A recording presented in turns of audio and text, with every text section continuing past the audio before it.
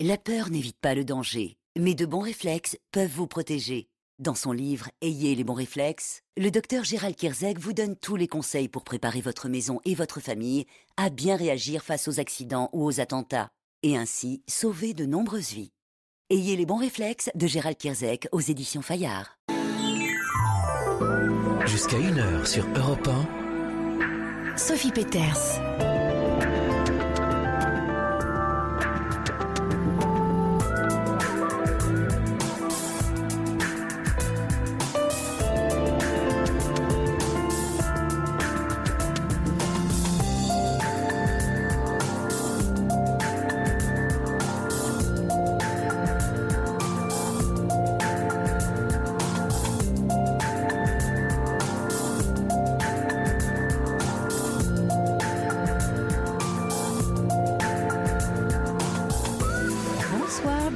Dans la libre antenne du samedi soir, c'est pas la fièvre du samedi soir, mais c'est tout comme la fièvre de la découverte de soi. Et hier soir, d'ailleurs, ma petite introduction sur la rencontre a suscité deux objections bien compréhensibles.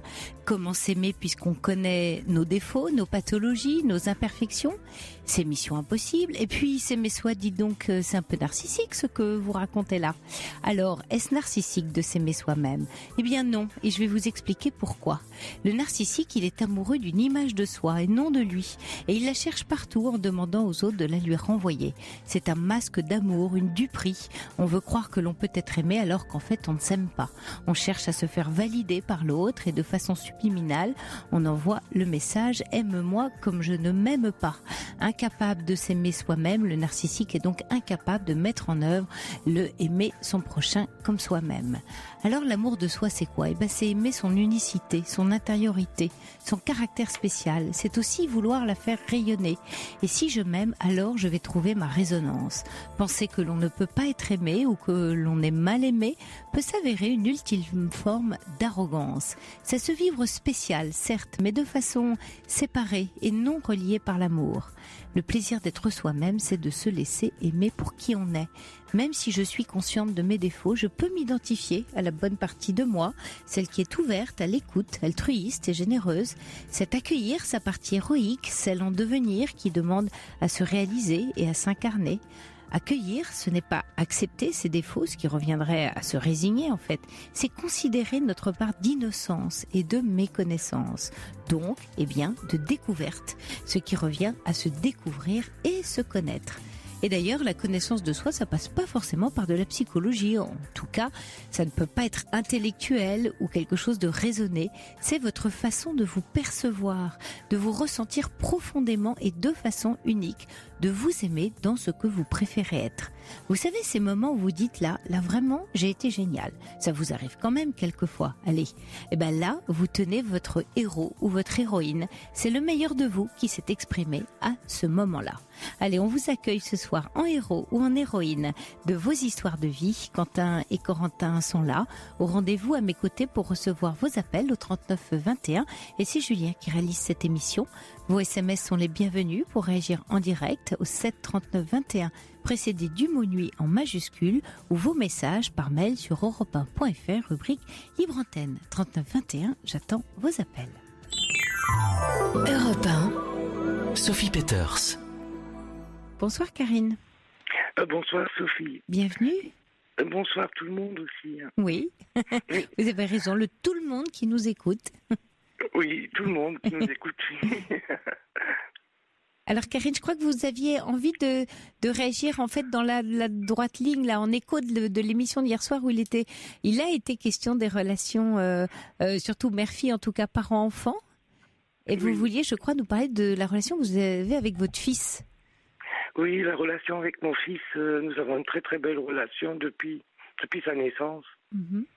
Nous sommes fusionnels et là, ça fait 5 années qu'il y a une distance géographique d'1 heure entre nous. 1 heure, 1h30, ça, tout dépend de l'état des routes. Et donc, dernièrement, il y a 1 ou 2 mois, il me disait « Mais quand est-ce que tu comptes te rapprocher de nous à nouveau ?» Ouais. Alors j'étais un peu stupéfaite, mais je m'y attendais parce que je ne me sens plus bien où je suis. Je voulais partir et je ne savais pas exactement où. Mais après, je ne veux envahir personne.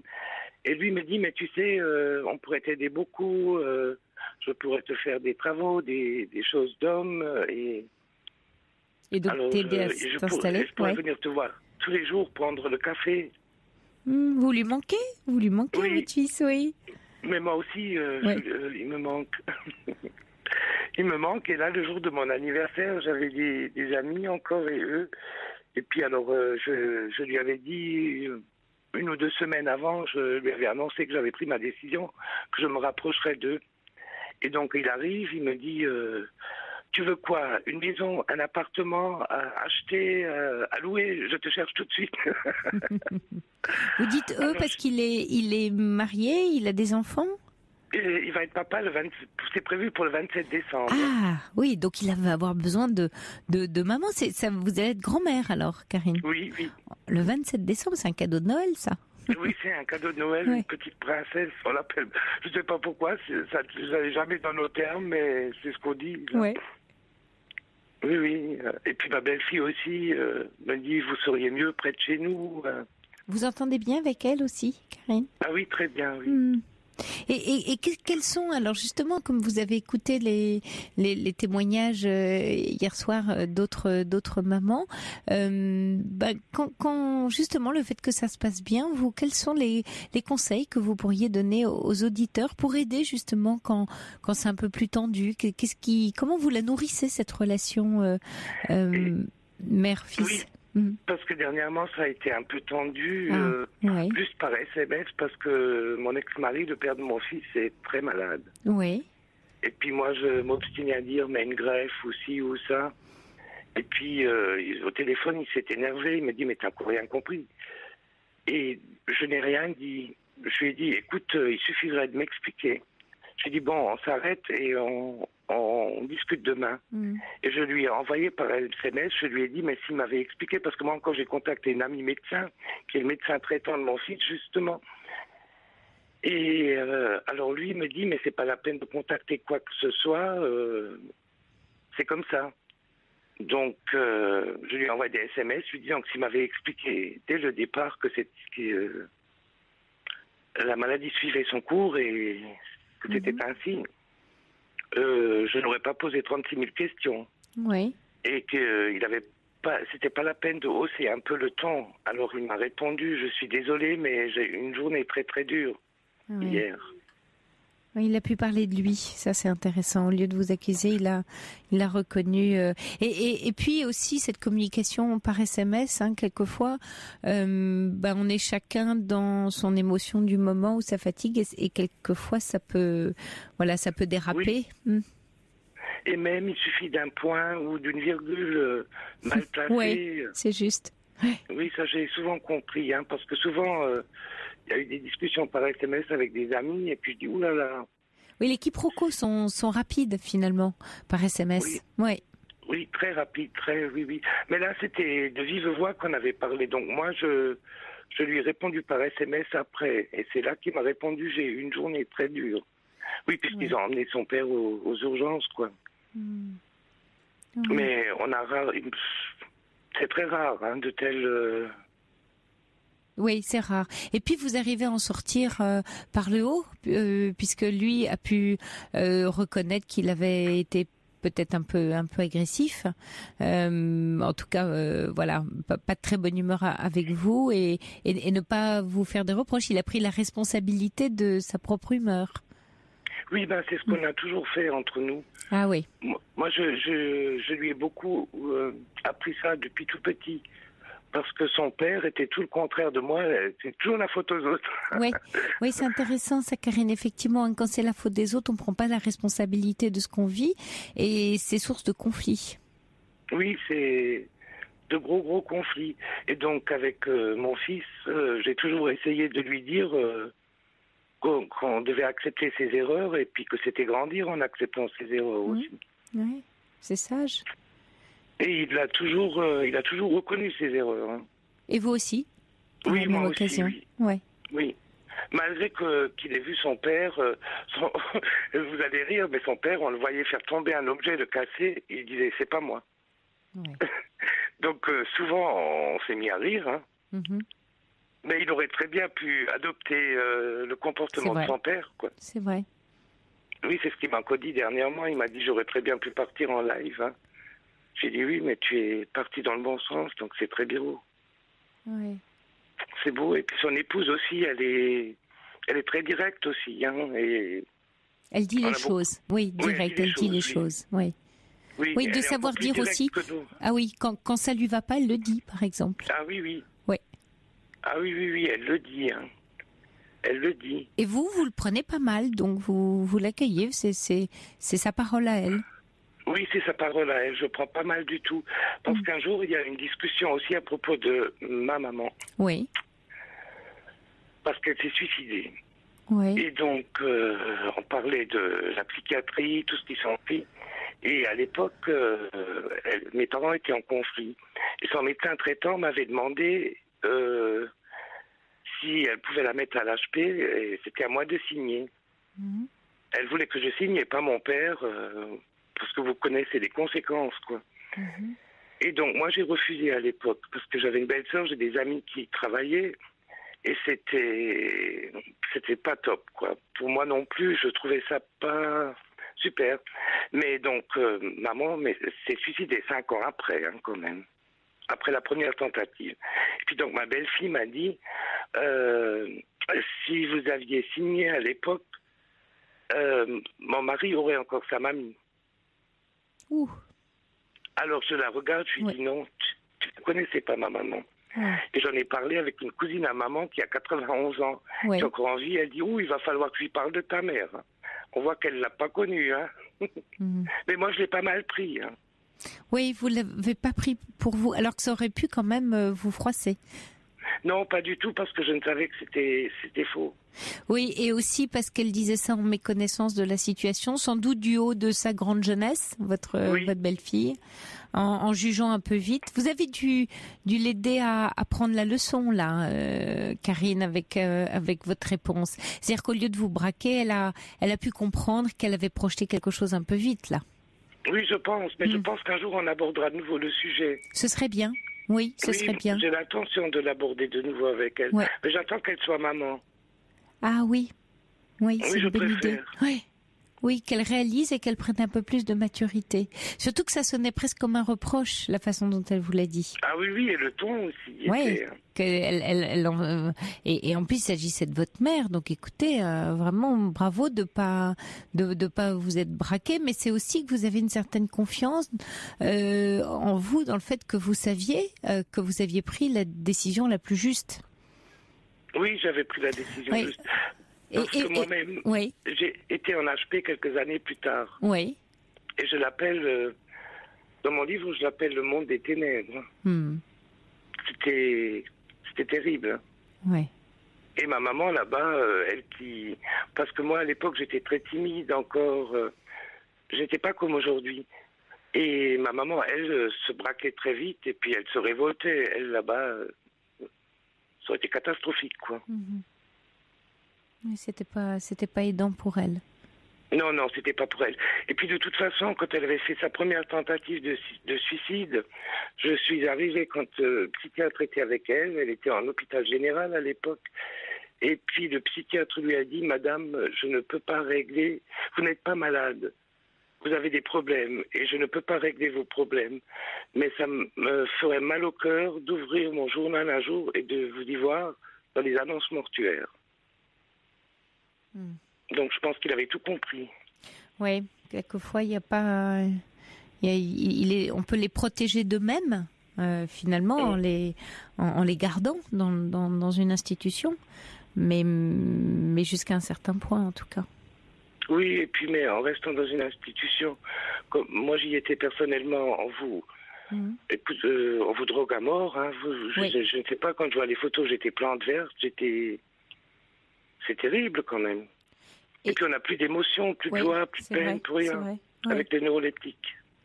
Et vous avez donc manifestement bien réussi à faire votre chemin, à tracer votre voie, à vous en sortir en fait, Karine, quand on vous entend ce soir. Oui, moi j'y étais en 88 et contre l'avis des psychiatres et tout. Ma maman est décédée en 91.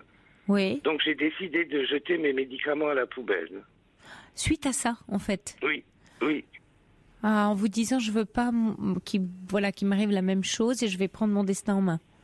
Oui, mais pendant 1 an, je ne dormais pas. C'était atroce. J'étais mal. J'avais des cachets. Et je regardais, je disais, tu en prends, tu n'en prends pas, tu en prends, tu n'en prends pas. Parce que je suis une ancienne préparatrice en pharmacie. Oui. En plus, donc je connaissais les médicaments. Ouais. Et je me suis dit non, mais je me suis gavé de chocolat, j'ai pris énormément de poids. Oui. Mais comme m'a dit la nutritionniste, c'est la bouffe qui vous a sauvé, quoi. Vous êtes réfugié dans la bouffe. Oui. Pour C'est vous ce qu'elle m'a dit apaiser, comme pour ça. trouver de l'apaisement. Oui. Oui, pour trouver de l'apaisement. Et depuis, en fait, Karine, et à ce moment-là, votre fils avait quel âge? Mon fils avait 6 ans. Et son papa s'en occupait? Oui. Oui, parce que ma maman venait de décéder. Son papa et sa grand-mère paternelle. Oui, donc vous revenez de loin avec votre fils, Karine. Ah oui, de de toute très une loin. histoire, ouais. De très loin. Et pourtant, il m'a dit l'éducation que tu m'as donnée était belle, Ah, c'est beau ça. Parce qu'après, quand vous vous êtes remise, vous avez fait tout un travail sur vous, vous avez été accompagnée, j'imagine, et après vous vous êtes occupée de votre fils. J'ai pas été accompagnée longtemps parce que je voyais des psychiatres. J'en ai vu plusieurs et les psychiatres, ça n'était pas du tout ça. Ouais. Mais par contre, il y a une dizaine d'années, non, j'ai arrêté il y a 10 ans. Durant 5 ans, j'ai fait une analyse. Oui. Avec une psychologue. Oui. Et un médecin qui applique la méthode cognitive, vous savez, avec les doigts. Oui. En L'espèce thérapie de comportementale. semi-hypnose. Oui. Oui. D'accord.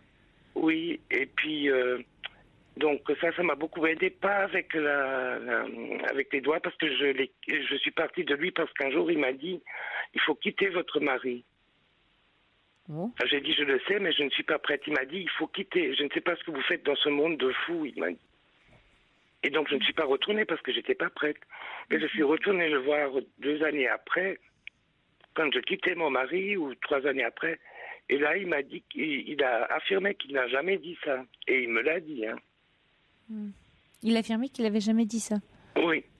En tout cas, c'est ce que vous avez entendu et voilà quoi. Non, mais il me l'avait bien dit. Hein. J'ai bien enregistré parce qu'en plus, j'étais choquée. Parce que je savais, je lui parlais de vouloir quitter mon mari, mais je n'étais pas prête. Oui.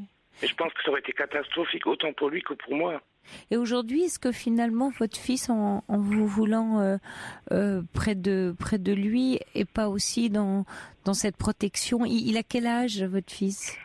34 ans. 34. Et il est protecteur avec vous, j'ai l'impression. Ah oui. Ouais. Mais il a toujours eu un rôle très protecteur avec moi. Il s'inquiète pour vous pensez? Ah oui, beaucoup. Oui, c'est Oui. ce que mes amis me disaient là, oui. C'est ce qui me semble, ouais. Et Oui, vous le il rassurez? s'inquiète. Oui, vous le rassurez. Ah oui, mais je le rassure toujours, oui. Oui, parce que dernièrement, j'avais eu un problème gynéco, et puis la gynéco m'a dit il faut s'attendre au pire, donc j'aurai le résultat dans 3 semaines. Alors je lui ai dit, écoutez, ça n'est pas le pire, et si c'est le pire, donc on envisagera dans 3 semaines. Mais je n'ai rien dit à mon fils, je lui ai juste dit que j'avais une intervention pour le préserver. Puis après, je lui ai dit que c'était bénin, quoi. C'était bien. Oui. Non, je n'ai jamais... je ne veux pas l'affoler parce que je sais qu'il s'inquiète beaucoup pour moi. Oui, et qu'il risque de prendre beaucoup à sa charge. Ouais. Oui, et moi je ne veux pas du tout. Hein. Oui. Je ne veux pas parce que je pense que lors de notre mariage avec mon ex-mari, il prenait déjà beaucoup à charge. Sans que moi je le veuille, ni lui. Je pense que mon mari n'a jamais été protecteur et moi j'ai toujours été protectrice avec lui. Donc je pense qu'il m'a renvoyé la même chose. Ah oui, d'accord. Et vous pensez qu'en fait, comme quelque chose de modélisant pour lui, en vous voyant dans la protection? Oui, je pense. Oui. Oui, je pense que c'était ça. Oui, j'ai toujours été très protectrice pour mes parents aussi et je pense qu'il suit le même chemin, c'est tout. Hein. En tout cas, là, vous allez donc déménager, Karine, d'ici Noël alors? Avant l'arrivée? Non, après. Non. Pour février ou le printemps, je lui ai demandé de me laisser finir ce que j'avais à finir ici. C'est votre souhait, en tout cas, c'est pas que son souhait, oui. Ah non, moi je voulais partir, hein, et je me disais il faudrait que je me rapproche d'eux aussi. Mais moi Je n'ai jamais été trop envahissante parce qu'il avait une copine d'avant et je ne le savais pas, mais quand ils ont rompu, il m'a dit qu'elle ne pouvait pas me voir, elle me détestait. Et ça fait partie pour lui du fait qu'il continue pas, vous pensez? Non. Non, je ne sais pas. Non, ils ne s'entendaient pas. Il y avait énormément d'amour entre eux, mais un monde entre eux, entre les caractères, le comportement, tout. Oui, mais la copine qu'il avait à l'époque était toujours fatiguée. On avait l'impression que la vie était trop dure pour elle. Oui. Mais bon, je l'appréciais, mais elle, paraît-il, elle ne m'appréciait pas. Parce que j'essayais de lui tendre des perches, commence avec mon fils, et elle n'a pas compris. Je pense qu'elle n'a pas compris que je voulais l'aider, puisqu'elle était tout le temps en train de râler. Oui, mais bon, c'était pas votre rôle en même temps, Karine. Non, mais parce qu'elle se plaignait ou elle m'appelait. Ah oui, elle aurait aimé se servir de vous pour que ça aille mieux. Peut-être elle sentait que ce couple-là allait pas durer. Elle aurait peut-être eu besoin de vous comme allié. En tout cas, c'est peut-être ce qu'elle a projeté sur vous. Oui, peut-être. Je ne sais pas. Je ne sais pas. Et puis quand ils se sont séparés, elle lui a fait du chantage au suicide. Oui. Bon, en tout cas, là, vous vous entendez bien avec votre belle-fille, là. Et puis, vous allez être donc grand-mère pour la première fois. Je suis très heureuse, oui, pour la première fois. Oui, puis je la verrai souvent, là. Quand je serai près d'eux, je pourrai la voir tous les jours ou tous les 2 jours. Oui. C'est bien parce que la présence d'une mamie est importante quand même dans la vie d'un enfant. Je sais que ma grand-mère a été très, très importante pour moi. Pour mon fils aussi, sa grand-mère. Ben merci Karine de votre témoignage pour nous dire dont on retiendra de se dire les choses, d'oser que chacun ait sa parole et de l'accueillir comme elle est en fait, sans la juger, sans se juger. Oui. Sans se juger et puis de dire de préférence dans le calme, sans jamais s'emporter. Je pense que pas facile quand il y a des affects et beaucoup d'émotions. Je ne sais pas, moi je m'emporte rarement. Oui. Vous arrivez à garder et à penser d'ailleurs. Je vois quand vous dites, j'attendrai le moment qu'elle soit maman pour lui reparler de cet épisode. Ah oui, je préfère, mais j'en reparlerai. Vous avez raison. Mais j'attends toujours le bon moment. Je ne sais pas. Je suis mon intuition. Oui. Parce que je pense qu'il y a un bon moment pour tout dans la vie. Oui, c'est juste. Et agir dans le vif n'est pas toujours recommandé. La solution idéale. Non. Oui, et de sentir quand l'autre est prêt aussi, quand chacun on est prêt à se dire les choses. Oui, vous êtes prêt à le dire, mais l'autre aussi est prêt à le recevoir. C'est important. Et ça, c'est l'intuition. Important. C'est l'intuition qui nous dit ça. C'est pas raisonné. Mais moi, j'agis beaucoup avec mon intuition, et je pense que c'est le meilleur guide. Oui. Oui, parce que agir dans le vif, parfois. C'est vrai que plus jeune, j'étais fougueuse aussi, mais je me suis souvent casser la figure. Oui. Parce que l'intuition, finalement, elle permet un temps d'arrêt parce qu'elle prend en compte tout l'environnement. Oui. Beaucoup d'éléments. C'est exactement ça, oui. Oui. On est moins scotché sur l'émotion qui apparaît. On a un temps de recul. Oui, l'intuition, moi je pense que c'est le meilleur guide pour tout, puisque lorsqu'on fait agir notre raison, on cesse de cogiter. On cesse de cogiter, vous voulez dire? Non, on ne cesse pas. Oui. Pardon, on ne cesse pas de cogiter. Oui, c'est ça. Raison. Oui, effectivement. Et puis après, qui a raison? Qui a raison dans le questionnement qu'on suit? C'est-à-dire qu'on n'est pas toujours sûr. Ou alors quand on veut absolument avoir raison, on a l'émotion qui s'en mêle. Oui. Et ça n'est pas bon. Non. Merci pour vos conseils, Karine. Et puis alors, je vous souhaite de belles fêtes de Noël, puisque vous allez être grand-mère. Ah oui, je pense que ce sera le plus beau Noël. Oui, ça va être un beau Noël, sûrement. Merci Karine, bonne soirée à vous. Bonne nuit. Et bonne soirée à tous. Au revoir.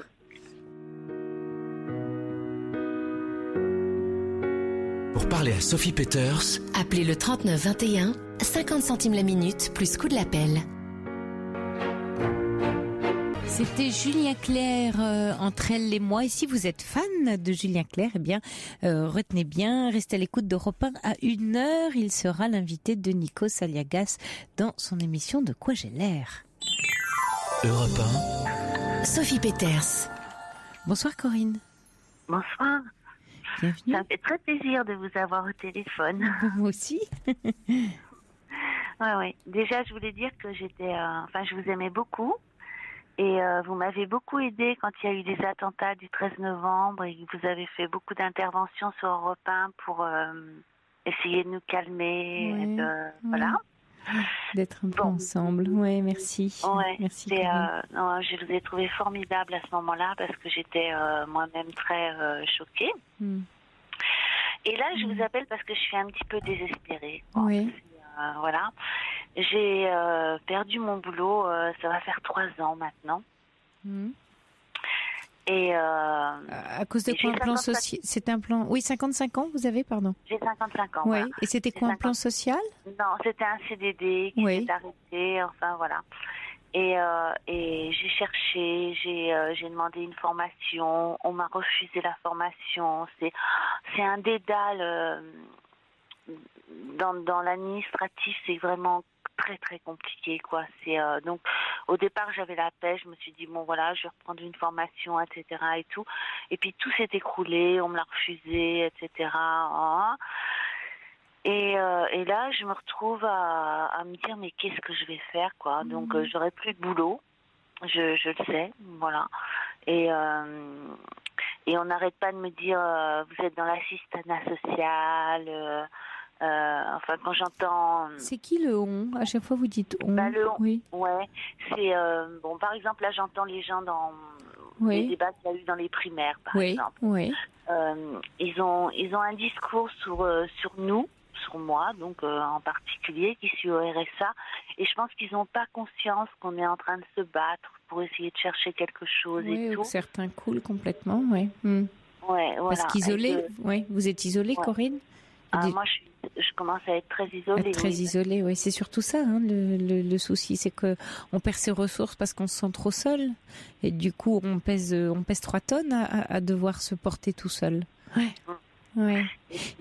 Et qu'est-ce que vous faisiez? Quel était votre, quels sont, pour repartir un peu dans votre axe, quelles sont vos compétences, de quel ordre était ce CDD quand il s'est arrêté?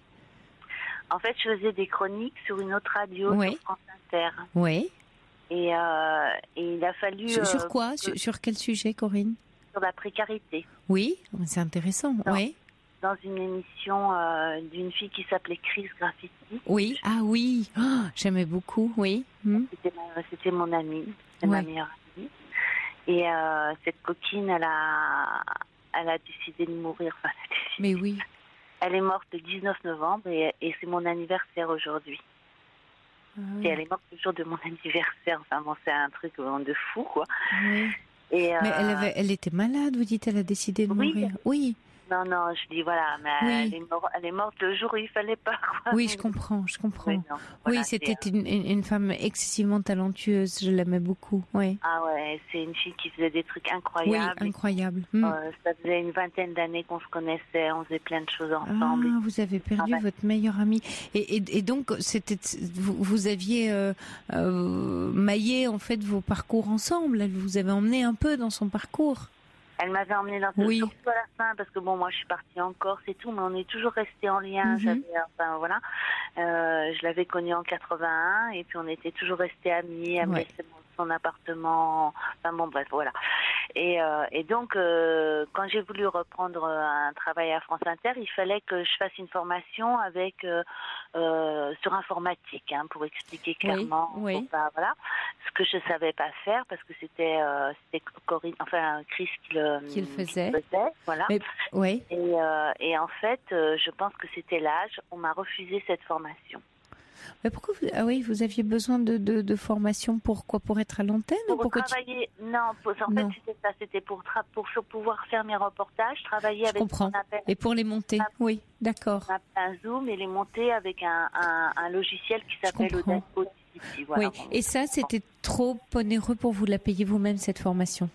Ça, c'était totalement onéreux pour moi. Ou de faire un prêt. Oui, c'était trop compliqué. Voilà. Mais c'était pas très onéreux pour la société, parce que ça coûtait 900 €, c'était pas non plus énorme. Et vous les aviez pas, ou personne ne pouvait vous les prêter, ces 900 € que vous auriez remboursés plus tard? j'ai pas pu, non, parce que je suis, c'est compliqué avec ma famille et tout ça. D'accord. Donc, et là, donc, je me retrouve donc au RSA. Alors, pour vous qui faisiez des chroniques sur la précarité, vous vous retrouvez aujourd'hui en précarité. Oui, avouez que c'est particulier. Donc, vous étiez la spécialiste, si je comprends bien, d'un domaine. Oui, je donnais plein de conseils, plein de pistes, voilà. Oui, aux gens qui étaient donc en situation de précarité. Voilà, comme habitat et oui. Enfin, voilà. Oui. Et là, je me retrouve dans une chambre de bonne et tout. Enfin bon, c'est voilà, les cordonniers sont les plus mal chaussés, voilà, on va dire. Oui, mais ça va plus loin que ça, Corinne, parce que vous êtes la spécialiste d'un domaine ou d'un état dans la vie dans lequel vous vous trouvez aujourd'hui. Vous pensez que ça dit quoi de vous et de l'intérêt que vous aviez, bien sûr, que de ce sujet que vous connaissiez bien. Et aujourd'hui, vous y êtes. Qu'est-ce que vous pouvez faire de ça? J'étais déjà, Chris m'avait proposé ça parce que j'étais déjà un peu dans ce problème. J'étais déjà un peu au RMI quand. Oui. Voilà, bon. Et donc, je m'étais renseignée sur plein de choses. Au début, elle m'avait demandé si je voulais faire une chronique. Je lui avais dit, bon, sur l'écologie. Elle m'avait dit, l'écologie, bon, voilà, c'est pas pour le moment. Et tout, donc j'avais dit la précarité, voilà, puisque je suis en plein dedans, et elle m'avait dit bon ok, et on avait fait ça, et c'était bien quoi, moi j'étais super fière, j'étais super contente. Bien sûr. Et voilà, bon, et du coup ça s'est arrêté, elle est morte. Et bon, donc. Et c'était votre ange gardien un peu. Hein? Ah ouais, mais c'était. Ouais. Non, mais c'était une fille incroyable, quoi, vraiment. Oui, c'est vrai. Et depuis 3 ans, la Corinne, c'est quoi votre vie? À quoi vous... Alors, je comprends, il y a une histoire de formation que vous n'avez pas eue et pour vous, d'accord, c'était une grosse déception, mais quels sont les projets sur lesquels vous avez été? Qu'est-ce que vous avez pu envisager? Eh ben, ma vie, depuis 3 ans, c'est rien. C'est rien, je suis dans ma chambre. Mais vous êtes déprimée alors? Complètement. Et c'est pour ça que j'appelle aussi. Bien sûr, ouais. Je suis déprimée, mais j'arrive à tenir. Enfin, ça se voit pas. Non. Mais ça. Alors, merci de le dire à l'antenne, Corinne. C'est bien le drame. C'est que, c'est que ça se voit pas et que vous sortez dehors avec votre visage. Je sors pouponné. Exactement. Bien, mais oui. Voilà. Mais oui. Je dis oui. C'est bien le drame. En ce moment, mais je cherche. Mais personne ne s'aperçoit que je suis dans. Non, il faut demander de l'aide, Corinne. Il faut pas rester comme ça, parce que si vous donnez le change à l'extérieur, c'est vrai que personne va le voir et puis bon, c'est vrai dans les grandes villes, chacun un peu centré sur lui-même, hein, on est un peu centré sur soi. Donc il faut que vous fassiez quelque chose pour vous, c'est-à-dire vous demandiez de l'aide, d'aller alors consulter, de faire quelque chose pour vous. Personne va. Là, je sens que depuis le départ de votre grande amie, vous êtes dans l'attente d'un nouvel ange gardien ou de quelqu'un qui fera pour vous. Ah ouais, et puis ce qui s'est passé, c'est que je l'ai perdu. Après, mon père est mort. Après, les gens, c'est un petit peu débile, mais mon chat est mort. Et c'était. Non, c'est pas débile. Il y a eu tout un truc. C'était. Et j'ai encaissé ça toute seule, sans embêter personne. Et comme là, je suis au RSA et j'ai une assistante sociale qui me dit voilà, maintenant les boulots qu'il y a, c'est l'aide à la personne. On demande beaucoup d'aide à la personne. Oui. Mais moi j'ai 55 ans et l'aide à la personne, j'ai déjà aidé mon père quand je peux pas soulever quelqu'un, je peux pas, voilà, c'est pas ce qu'il me faut, quoi. L'aide à la personne, il faut vraiment avoir envie. C'est comme pour s'occuper des enfants. Bien sûr. On peut pas. Mais on a l'impression qu'en ce moment, si on nous met pas dans ce truc, et c'est ce qui me fait très peur avec les gens de droite qui arrivent comme ça, c'est que si on refuse, comme avait dit Sarkozy, si on refuse de boulot, on n'a plus de RSA. Mais qu'est-ce qu'on va devenir ? Corinne, j'entendais que vous aviez parlé tout à l'heure en disant j'avais eu l'idée de proposer par exemple des chroniques sur l'écologie. Alors si c'est justement un domaine qui vous intéresse, aujourd'hui il y a de plus en plus de biocoop par exemple qui se montent avec des gens justement qui ont changé de trajectoire professionnelle. Il y a des AMAP, il y a beaucoup de choses dans le domaine voilà de l'alimentation bio. Est-ce que ça pourrait être pour vous éventuellement une piste où chercher? Alors oui, mais ce qui est compliqué, c'est que le matin, j'ai beaucoup de mal à me lever, dû à la dépression. Je suis en traitement pour la dépression. Oui. En plus, je vis dans une chambre de bonne où j'ai pas de douche, où j'ai voilà. Donc c'est très le temps de me lever, de me laver sur ma cuvette. Enfin, bon, j'ai du mal. Bon, tant pis, j'explique ça à l'antenne, c'est pas très bien, mais c'est très compliqué, quoi. En fait, il faudrait que je trouve un appartement, mais je peux pas trouver d'appartement si j'ai pas de boulot, parce que même les appartements sociaux, quand on est au RSA, et les appartements sociaux, ils sont pas faits pour les gens au RSA, ils sont faits déjà pour les gens qui sont au SMIC. Il y a pas, on est dans un truc complètement ubuesque, quoi. C'est des spirales, c'est-à-dire quand vous tombez dans un système, le système vous prend ou vous tient. Et donc il faut encore plus de force, d'énergie, de ressources pour en sortir. Et vous, aujourd'hui, comme vous êtes déprimé, vous manquez de ressources, pas seulement financières et matérielles, mais aussi très personnelles. Et c'est ça qui compte. Alors ce qu'il faudrait voir, Corinne, vous dites donc vous êtes suivie, vous avez un traitement, c'est ça? Vous êtes en thérapie? Oui. Vous voyez un psy? Je suis pas en thérapie. J'arrive parce que les CMP sont hyper bondés. Oui, ils sont bondés, ouais. Et j'espère, je sais pas, peut-être vous allez me le dire, est-ce qu'il y a des psys qui seraient capables de me prendre, parce que je suis à la CMU. Oui. Est-ce qu'il y a des psys qui prennent les gens à la CMU? Oui, il y en a.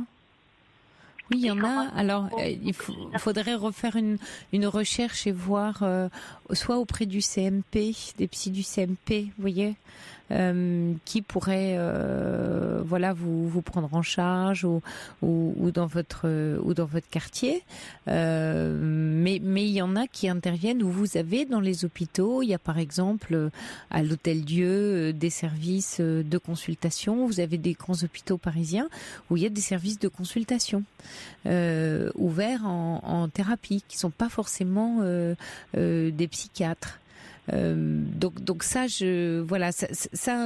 on peut même ici faire une recherche pour vous, Corinne. Mais là, c'est important que vous fassiez l'état des lieux de quels sont les gens autour de vous, les réseaux, de quelle façon, si vous avez des amis ou encore de la famille, des gens qui puissent vraiment s'occuper de vous. Et pas rester trop seul à se dire il faut que je me débrouille. Le temps que vous retrouviez des forces, surtout, Corinne, c'est ça qui compte. Oui, et en plus mon angoisse, c'est bon, je suis dans une chambre de bonne, je suis hébergée, et ça fait 10 ans, mais on me l'avait prêté pour 1 an. Et donc là, ça fait 10 ans, la personne veut la récupérer. Bon, il est sympa, donc il comprend. Tous dégradent, l'électricité, pas aux normes, et j'ai très très peur qu'il y ait un court-circuit, qu'il y ait ceci, qu'il y ait cela. Et mon angoisse, ma grosse angoisse, mais je suis sûre comme plein de gens, c'est de me retrouver à la rue. Je vois tellement de gens dans la rue en ce moment à Paris, mais je comprends pas qu'on soit un pays qui est quand même assez développé, assez riche. Oui. Voilà, un gouvernement qui est de gauche. Et comment tous ces gens, avec des enfants, qui dorment sur des matelas à Bastille, et quand je passe, avec le peu que j'ai, je donne des fois 50 centimes, ce que je peux, mais ça m'angoisse, et je me dis, mais comment on en est arrivé là, quoi? Comment comme des gens qui à un moment donné lâchent et se laissent aller, parfois aussi parce que il n'y a pas d'aide qui est demandée. Alors il y a des aides demandées comme vous au niveau matériel ou prise en charge, mais là moi je vous parle d'aide humaine, vraiment. Vous avez qui vous entoure, qui vous voyez là, autour de vous? Vous avez de la famille, vous avez des gens? Ma famille, ça se passe pas très bien, mais j'ai Quand vous dites ça se passe pas très bien, c'est que les ponts sont rompus, les liens sont un peu coupés? Non, c'est pas rompu, mais j'ai une sœur qui j'ai une sœur et une mère qui a Alzheimer. C'est ma sœur qui s'en occupe. Donc déjà, je culpabilise de pas aller m'occuper de ma mère, mais moi, je m'entendais pas du tout avec ma mère. Oui, mais voilà. D'accord, vous n'êtes pas en état, bon. Et puis je suis pas en état. Mais quoi. oui, c'est ça. D'accord. Et votre sœur, vos relations avec votre sœur? Bah ça va. Aujourd'hui, c'était mon anniversaire. Elle est venue. On a mangé une crêpe. Ouais, voilà. ouais, super. On a discuté, mais elle est complètement épuisée. Elle a un petit garçon qui est handicapé. Elle a ma mère à s'occuper. Donc vis-à-vis d'elle, je culpabilise beaucoup, quoi. C'est le mieux que vous pourriez faire pour votre sœur et votre mère, c'est d'aller mieux vous déjà. Pas de culpabiliser de ce que vous ne pouvez pas faire, mais de faire quelque chose pour aller mieux vous. Donc j'entends et je comprends que votre sœur, voilà, sa vie est déjà remplie de beaucoup de soucis et que vous voulez pas peser et qu'elle est peut-être pas. Mais voyez, elle est là pour vous quand même. Oui, mais elle sait que je vais mal, donc elle me demande pas trop. Elle voit bien que je suis en dépression. Bon, en plus c'est chronique chez moi. Enfin c'est. Je sais pas comment aller mieux, quoi. Vraiment, trouver un psy, mais un bon psy. Mais franchement, c'est pas pour dire du mal de des psys, mais il y en a tellement qui sont. Bon, moi, j'en ai déjà vu 4, franchement, et 4 qui m'ont vraiment pas fait du bien, dont un qui m'a presque poussé au suicide. Donc, franchement, j'ai peur, quoi. Et moi, j'aimerais rencontrer quelqu'un comme vous. Vous avez plus confiance. Oui, on sent que vous perdez. Oui, Corinne. Non, c'est que vous perdez confiance en vous. Du coup, vous perdez confiance dans les autres parce que quand vous dites, il y en a plein des bons psys et des gens qui pourraient être bien pour vous et vous aider. C'est plutôt vous.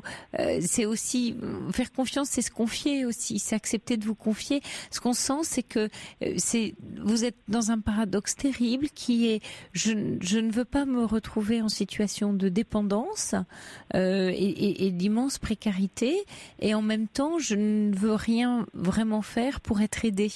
Donc vous allez vous retrouvez déjà dans des systèmes d'aide et de prise en charge tout en étant complètement malheureuse de ça et en ne sachant rien faire pour vous-même. Corinne, il est vraiment temps de prendre conscience de quand vous me dites que, vous avez été chroniqueuse radio, vous avez une vie avant, vous avez des capacités, des compétences, donc de la ressource. Certes, ça fait 3 ans que vous traversez une période de dépression douloureuse. Voilà. Oui, vous êtes épuisé, mais c'est la pratique dans ces cas-là, c'est reprendre des petits pas. Fixez-vous des petits challenges chaque jour à votre mesure en disant aujourd'hui je vais faire telle chose pour moi qui va me permettre d'aller un peu mieux. Et puis chaque jour un petit pas de plus, mais le faire pour vous vraiment, Corinne. Je sais, le step by step. Et je vous écoute vraiment avec attention tous les week-ends. J'adore. Vous êtes ma préférée, ma chouchoute de toute l'antenne, quoi. Mais c'est parce que vous avez une profondeur, une douceur.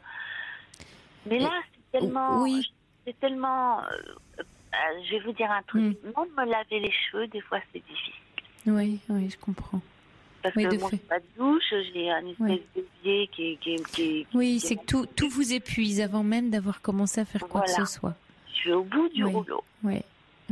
Quittez. Vous êtes sur Paris, Corinne, c'est ça? Oui. Vous avez dans une région. J'ai entendu tout à l'heure vous parliez de la Corse. Vous avez des liens là-bas. Vous avez habité en Corse à un moment donné? Oui, j'ai habité en Corse. Vous avez encore des liens là-bas, des gens sur lesquels vous pourriez compter? Oui, mais j'ai pas envie d'habiter là-bas. L'hiver, c'est triste et tout. Non, c'est pas. Oui, mais Corinne, entre des ponts de Paris. Vous voyez, à un moment donné, j'ai pas envie, mais la vie, c'est des moments et des passages. Je sais, mais j'ai pas du tout envie de retourner là-bas parce que c'est. J'étais à Ajaccio et c'était une petite ville qui était. Vraiment. C'est trop fermé, je suis pas, et en plus je suis pas corse et on me le fait sentir quelque part. Alors si c'est pas la Corse, ça peut être un autre endroit. La France est grande. Et en même temps, j'ai pas envie d'être trop loin de ma sœur. Si elle a besoin de moi, ma mère va. Mais c'est le temps, Corinne, c'est prendre à un moment donné une décision qui durera 6 mois, qui durera le temps de vous de vous redonner de la ressource, de faire vraiment, de prendre des décisions. Elle est peut-être un peu trop grande, un peu trop forte. J'aimerais bien aller habiter en Normandie ou en Bretagne, près de la mer, parce que c'est quelque chose, la mer, moi, c'est quelque chose. Elle est tout au bout, là, dans le Finistère, c'est magnifique, mais l'idée est bonne, mais comment on fait pour trouver un appartement quand on n'a pas de caution, quand on est... Mais au départ, trouver, peut-être une chambre chez l'habitant qui sera content dans des coins reculés d'avoir quelqu'un à qui vous tiendrez compagnie, de trouver des petits emplois d'aide sur place. Vous voyez, petit à petit, j'allais dire, dit comme ça, c'est pas grand-chose, mais pour quelqu'un comme vous, ça peut être énorme et vous redonner le goût de la vie. Vous, l'urgence, Corinne, c'est d'arriver à retrouver un peu le goût de vivre. Alors, si à chaque fois que vous envisagez quelque chose, vous vous dites, non, c'est pas possible, parce que je vais... Oui, momentanément, vous allez peut-être vous éloigner de votre sœur et de votre mère, mais c'est le temps de retrouver, votre énergie. Oui, c'est une histoire de quelques mois. Vers Saint-Malo, vers cette région, c'est pas trop loin non plus avec le train, donc il y a 2 heures de train et tout. Mais comment je fais pour trouver quelqu'un qui aurait une chambre à me proposer en échange de, je sais pas, de partager un peu de ménage et tout. Déjà, c'est bien, là, on en parle, à l'antenne. Donc, s'il y a des auditeurs, qui se sentent seuls, isolés, dans leur campagne et qui auraient une chambre, un lieu pour Corinne, le temps, qu'elle se repose, et vous pourriez effectivement rendre des services, et puis trouver dans une région un travail saisonnier. Moi, j'adore faire du jardinage et tout. Oui, il y a beaucoup aujourd'hui de réseaux d'entraide. Vous avez Internet, Corinne, où vous pouvez aller dans un café où il y a des connexions, voilà. Non, j'ai pas de box Internet. D'accord. Mais est-ce qu'elle est dans un café avec une connexion? C'est très cher maintenant, les connexions Internet dans les cafés. Mais j'ai une petite voisine pour le moment qui m'a donné ses codes, D'accord. Donc j'ai encore Internet pour le moment, mais au mois de mars, je l'aurai plus. Commencez à regarder des réseaux d'entraide par région, si bien sûr on a quoi que ce soit pour vous dans la libre antenne. Qu'est-ce que je tape? Franchement, comment je fais ? Bien sûr, vous allez taper réseau d'entraide, région Normandie, vous allez regarder au niveau des AMAP, des Biocop, des chambres chez l'habitant, vous avez plein de mots de recherche clés comme ça que vous pouvez taper, demander à votre petite voisine justement si elle est maline, parlez-lui un peu de projets que vous auriez, commencez à parler même avec l'assistante sociale qui peut vous aider. Dites moi peut-être que ça m'irait bien de quitter Paris quelque temps, de trouver là ce qu'on est en train d'échanger, Corinne. Je sais pas si c'est celui-là, bien sûr, le projet là qu'on évoque ensemble, mais l'essentiel c'est de vous trouver un projet qui durera ce qui durera. C'est pas pour la vie. C'est quand vous me dites mais j'ai pas envie de quitter. Oui, bien sûr, je vous comprends, mais il faut que vous trouviez quelque chose dans les mois qui viennent, dans l'année, qui va vous permettre de reprendre pied, de pas vous laisser comme ça tomber et couler. Il y aura pas de projet. Je vous entends déjà me faire des objections. Oui, mais il y aura pas ça, il y aura pas ci. Il y a pas d'idéal, Corinne. Il y a rien qui soit idéal. Parce que moi, j'ai jamais eu de projet à long terme. J'ai fait beaucoup de choses. Oui, un oiseau sur la branche. Voilà, mais un petit oiseau sur la branche. En plus, ça a toujours fonctionné parce que je suis quelqu'un. Ça se voit pas que je vais mal. Oui, vous avez une voix ensemble et puis vous raisonnez bien, voilà. Donc ça fonctionne bien, mais ce soir j'ai été découragée. Voilà. Oui, puis c'est le jour de votre anniversaire. Vous avez donc 55 ans aujourd'hui, c'est ça, Corinne? Oui. Ouais. Bon anniversaire, et vous avez bien fait de nous appeler ce soir. Mais restez pas comme ça pour vous. Faites quelque chose pour vous. C'est une urgence. Vous pouvez bien sûr demander, mais pas comme ça. C'est pas une bouteille à la mer. C'est pas je lance ma bouteille puis j'attends dans ma chambre de bonne que quelqu'un vienne frapper à ma porte et s'occupe de moi. Non, c'est vraiment des tout petits pas où chaque jour, un pas devant l'autre, vous allez dire d'accord, qu'est-ce que je peux faire pour moi aujourd'hui, qu'est-ce que je peux envisager, puis regardez, je vous demande pas de regarder un projet à 5 ou 10 ans, mais sur les quelques mois qui viennent, là, il faut absolument que vous vous fixiez de reprendre un peu pied dans votre vie, de reprendre votre vie en main.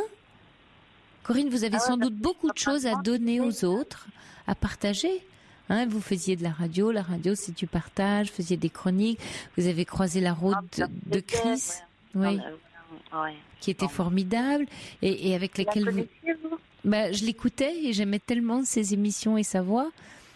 On sentait que c'était une personne extraordinaire. Formidable. Donc je l'ai suivie de loin, mais je l'écoutais beaucoup à un moment, et elle transmettait énormément d'humanité dans ces émissions. Donc je comprends bien qu'elle vous manque, Corinne, et je pense qu'elle manque à ceux aussi qui l'écoutaient, qui l'ont suivie. Mais ne vous laissez pas, j'allais dire, vous savez, de ne pas se laisser abattre. Oui, je sais. En plus, c'était formidable parce qu'en fait, moi, je l'ai connue en 81. Elle faisait une émission et je lui avais écrit une petite lettre, simplement, comme ça, en lui disant « J'aime beaucoup votre émission ». Et elle m'avait dit venez à ma dernière émission du mois de juin, parce qu'à chaque mois de juin, dans les radios, voilà. Et j'étais arrivée à France Inter et tout. J'avais écouté la dernière émission. J'étais allée après, il y a un restaurant, un bar qui s'appelle Les Ondes à côté de France Inter. Et on avait discuté toutes les deux. Elle m'a dit, tu sais, je pars en vacances, je voudrais que tu me gardes ma maison parce que j'ai des magnétos, j'ai tout ce qui... Elle ne me connaissait ni d'Ève ni d'Adam. Elle m'a laissé les clés de sa maison. Elle m'a laissé garder sa maison. Et ça a été Mais j'ai dit, mais comment t'as fait? Elle m'a dit, j'ai eu confiance en toi tout de suite. Alors, Corinne, il nous reste vraiment 2 minutes avant le journal d'Emmanuel Faux. Je voudrais qu'on accueille Brigitte qui est là et qui aurait un conseil à vous donner. Et je pense que c'est un beau conseil. Brigitte, on vous écoute. Oui, bonsoir. Bonsoir et merci de nous appeler. Oui, alors d'abord, je vous ai entendu parler et vous lui avez proposé des petits challenges. Ça, c'est l'idéal. Oui. C'est-à-dire que tous les jours, il faut qu'elle se prépare. Parce que si on ne remet pas le pied à l'étrier, c'est fichu. Maintenant, moi, ça me fait peur de recommencer à rechercher du travail dans les métiers qu'elle a connus. Parce que arriver à un âge, c'est vrai que c'est très difficile. Maintenant, je pense qu'elle peut toujours essayer de chercher là-dedans, bien sûr. Mais elle a parlé du jardinage tout à l'heure. Est-ce qu'elle aime vraiment les métiers manuels? J'aime le jardinage. Oui, oui. Parce que les métiers manuels, ils recrutent, ils recherchent du monde. C'est vrai. Et moi, je sais pas, mais me déplacer en province, j'ai peur d'embarquer avec moi le problème quelque part. Et si vous avez déjà une chambre ici, bon, c'est peut-être pas l'idéal et tout, mais oui, j'entends Brigitte. Oui. Alors, avec le bémol, Brigitte, que les métiers manuels seront plus faciles à trouver hors de Paris ou de la métropole parisienne. Voilà. Mais pourquoi pas? Manuel. Mais c'est une bonne piste. Merci beaucoup, Brigitte, de nous avoir appelé, de vos conseils pour Corinne. Je vous embrasse. Merci à vous. Et puis, Corinne, il y a Alain qui laisse son numéro et on vous le donnera hors antenne, qui dit comme l'auditrice, je suis au chômage aussi, j'ai pas choisi ça et je comprends Corinne. Donc voilà, si Corinne veut m'appeler, vous voyez, vous avez Alain et vous allez pouvoir échanger avec lui. Corinne, lâchez rien, donnez-nous des nouvelles à l'antenne. Et puis, bien entendu, on va, nous, de notre côté, l'équipe, faire quelques recherches pour vous et essayer, voilà, de continuer un peu à vous épauler. Merci. Comment va votre genou? Il va bien, je trotte. Vous êtes adorable. Moi aussi, je vous embrasse. Allez, et prenez soin de vous, Corinne, c'est vraiment important. Oui, j'essaye. Oui. Non, vous essayez pas, vous allez le faire, hein, promis. Je compte sur vous, hein, vous le faites. Allez, je vous embrasse. Au revoir, Corinne. Jusqu'à 1h sur Europe 1. Sophie Peters.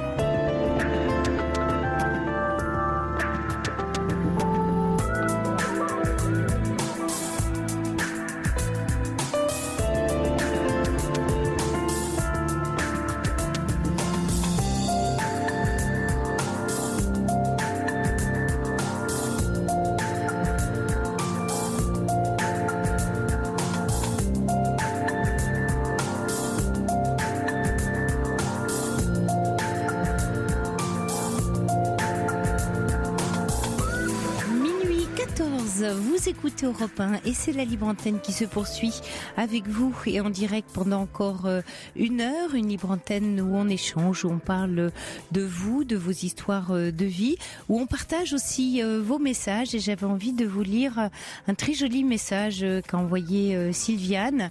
Elle cite en fait un passage d'un ouvrage de Christian Bobin, c'est un auteur que j'aime beaucoup, dans son ouvrage L'épuisement. Et alors voilà ce très joli passage que j'avais envie qu'on partage tous ensemble. Nous sommes moins seuls que nous l'imaginons, dit Christian Bobin. Nous sommes si peu seuls qu'un des vrais problèmes de cette vie est de trouver notre place dans les présences environnantes, écarter les morts sans les froisser, demander aux vivants ce rien de solitude nécessaire pour respirer. Dans la logique du monde, on ne peut faire sa place sans aussitôt prendre la place d'un autre, mais on ne fait pas plus sa place qu'on ne fait sa vie. On trouve l'une et l'autre et le sentiment de cette trouvaille inespérée, c'est la joie même. Eh bien, merci Sylviane pour ce beau message et effectivement, nous la cherchons, cette joie-là, dans la libre antenne. 39 21, Quentin et Corentin attendent et reçoivent vos appels. Et si Julien qui réalise cette émission, vos SMS sont les bienvenus pour réagir en direct au 7 39 21 précédé du mot nuit écrit en majuscule ou vos messages par mail sur europe1.fr 39 21. J'attends vos appels. Europe 1. Sophie Peters. Bonsoir Monique. Bonsoir Sophie, qu'est-ce que je suis vraiment heureuse de vous entendre. Eh bien moi aussi, parce que Quentin m'a dit que vous étiez une conteuse. Oui, voilà, c'est ça. C'est joli ça. Alors, je suis conteuse pour les enfants. Pour les enfants, oui. À l'école, oui. À la garderie. Oui. Et moi, je voudrais tellement aller raconter des histoires aux petits prématurés parce que tout enfant c'est vrai. aime écouter des histoires. Oui. Donc mon projet, c'est ça. Là, j'ai pour Noël, je suis dans une maison de retraite et je voudrais raconter des histoires aux personnes âgées. Oui. Ici, elles sont très âgées. Et mon ambition, si je peux dire, c'est de voir une lumière dans leurs yeux pour ceux qui vont être là à Noël dans leur solitude. Et je voudrais leur apporter quelque chose. C'est un magnifique projet. Oui. Oui. Qui les relie surtout parce que le conte, raconter une histoire, c'est l'imaginaire, c'est se projeter, c'est s'évader, c'est le meilleur moyen de s'évader en restant dans son lit. Oui. C'est ça. Donc, par contre, je suis désespérée parce que je ne trouve pas d'histoire. Ah bon ? Comment ça, vous trouvez pas d'histoire ? Je n'ai pas d'ordinateur. Ah oui, mais et les livres, Monique, les contes et légendes de tous les pays. Je me souviens, moi, quand j'étais petite, il y avait cette édition magnifique, la blanche et or, avec les contes et légendes de tous les pays. Oui, c'est vrai. Oui, vous devez trouver ça, vous, dans la bibliothèque au coin de chez vous. Heureusement que les livres existent encore. Oui. Parce que, oui, qu'est-ce qui est compliqué pour vous, Monique, oui? C'est-à-dire, je ne voudrais pas rester 3 heures avec elle, parce que vous avez des gens qui sont très fatigués. Oui. Mais... donc, vous voudriez des histoires pas trop longues? Oui, c'est ça. D'accord. Alors, il y a deux choses. Soit aller dans une grande librairie, une librairie où le libraire puisse vraiment vous conseiller. Vous êtes dans quelle région, Monique ? Compiègne, d'accord. Donc très certainement, voilà, dans la ville de Compiègne, il y a sûrement un bon libraire. En tout cas, lui parler de votre projet et voir si vous pouvez, parce que lui a peut-être intérêt à ce que vous fassiez la promotion de certains livres. Alors, et si peut-être, parce qu'après les gens peuvent les acheter, bon, on sait jamais. Ou aller à la bibliothèque municipale, tout simplement, et puis emprunter et s'arranger avec la bibliothécaire, parler de vos projets, et peut-être effectivement que ils vous prêteront, il y aura un prêt de livres ou moyennant, c'est pas très cher en général les abonnements dans les bibliothèques municipales. Oui, c'est vrai. Mais je suis en fauteuil roulant, c'est pas très facile. Ah oui. Il y a quelqu'un qui vous aide, qui s'occupe de vous un peu ? Oui, j'ai une personne qui peut m'emmener en fauteuil, mais pas très loin parce qu'elle voit pas clair, elle est presque aveugle. D'accord. Parce que oui, je suis en train de regarder là pour vous. Vous voyez, chez Nathan, il y a des contes et légendes assez courtes et puis voilà assez classiques. Jason et la conquête de la toison d'or. Il y a toutes les histoires effectivement de la mythologie qui sont très enrichissantes, hein, qui nous apprennent beaucoup, qui sont même des histoires de sagesse, hein, qui n'ont pas pris une ride. C'était Nathan. Alors il y a Nathan qui fait ça. Il y a pas mal d'éditeurs en fait qui éditent en petites séries. Alors vous avez les héros du Moyen Âge, les métamorphoses d'Ovide, les rois et reines de France. Alors vous pourriez vous promener là-dedans. C'est fait pour les enfants dès 8 ans, mais voilà, pour les personnes âgées, ça fera des histoires un peu courtes. Oui, parce que j'ai m'adressé à des adultes quand même. Oui. Et il y a le personnel qui va accompagner aussi. Oui. Vous l'avez déjà fait, Monique, ou c'est vous le faites pour les enfants aujourd'hui, hein, en fait, c'est ça? Je le fais pour les enfants. Je l'ai fait une fois. Oui. Pour des adultes, oui, c'est vrai. Oui. Et comment ça s'était passé? Très bien. C'était des pâtissiers, donc j'avais fait l'histoire d'Honoré. Ah oui? Et ça leur a beaucoup plu. Oui, puis de rechercher des thèmes comme ça, pour faire, et peut-être aussi de leur demander si c'est des personnes âgées, il y a peut-être des histoires qu'elles aiment bien, et voir avec la bibliothèque, vrai, hein, d'aller dans la maison de retraite, demander, voilà, s'il y en a qui aimeraient entendre telle ou telle histoire. Et que vous puissiez vous la faire prêter par la bibliothèque. Oui, bien sûr. Il y a toutes les contes de Noël, là, ça va être Noël. Il y a toutes les légendes de Noël. Ça. Bon, bien sûr, la triste petite fille aux allumettes, qu'on connaît tous d'Andersen, mais il y a bien d'autres contes et légendes de Noël. Oui, c'est vrai, il y en a des quantités. Donc, est-ce que je cherche trop parce que je voudrais qu'elles soient captivées quand même, qu'elles oublient leur solitude, voilà. Oui, c'est en fait vous avez l'impression que votre, j'allais dire, vous voudriez toucher votre objectif et vous êtes inquiète de ça. Oui, voilà. Et qu'est-ce que vous pensez quoi? Que ce serait l'histoire qui empêcherait? Parce que finalement, c'est le conteur qu'on écoute. Ça va être justement le plaisir que vous avez à leur faire du bien qui va les entraîner. Oui, mais il y a aussi le conte. Oui. Est-ce que c'est le conte ou c'est finalement le cœur que vous y mettez? Moi, j'y mets beaucoup de cœur parce que j'aime beaucoup ça. Donc c'est ça qui compte. Sans jeu de mots. Oui. C'est ça qui va faire la différence, Monique. Il faut que vous ayez confiance dans votre projet, c'est votre présence, c'est votre désir, votre envie de partager. Ça, c'est bien plus fort que... Oui, bien sûr, il y a l'intérêt du conte, mais tout le plaisir que vous allez avoir dans votre voix, dans vos intonations, en plus, il faut que vous choisissiez des contes qui vous plaisent, que vous ayez vraiment un immense plaisir à les lire pour que ça entraîne l'auditoire. Ça va se sentir. Oui, je vois pour les enfants, c'est facile. Ils sont captivés par les histoires des enfants. Oui. Mais les personnes âgées redeviennent un peu des enfants. La boucle est bouclée. Oui, c'est vrai. Bon, elle me raconte beaucoup d'histoires de leur vie. C'est vrai. Elles sont très intéressantes à écouter. C'est vrai, c'est aussi des histoires en soi. Alors, est-ce que vous pouvez les écrire et en raconter d'autres? Je trouverai de toute façon. Oui. Est-ce que là vous êtes un peu plus rassurée? Est-ce que ça vous paraît plus dans l'ordre du possible? Oui, c'est vrai. Il y a beaucoup de possibilités. Mais c'est vrai que je vais demander aux personnes s'il y a une histoire qui les avait intéressées. Oui. Peut-être qu'elles ont entendu une histoire et qu'elles voudraient encore l'entendre. Un peu comme les enfants, vous savez, quand on leur lit une histoire le soir avant d'aller se coucher, ils réclament souvent la même. Ils veulent souvent la même histoire pendant un certain temps. Oh, lis-moi cette histoire-là. Oui. Oui, c'est vrai. Ou alors on va lire le même livre. Non, relis-moi encore le livre. Voilà. Relis-moi encore ce livre. Voilà.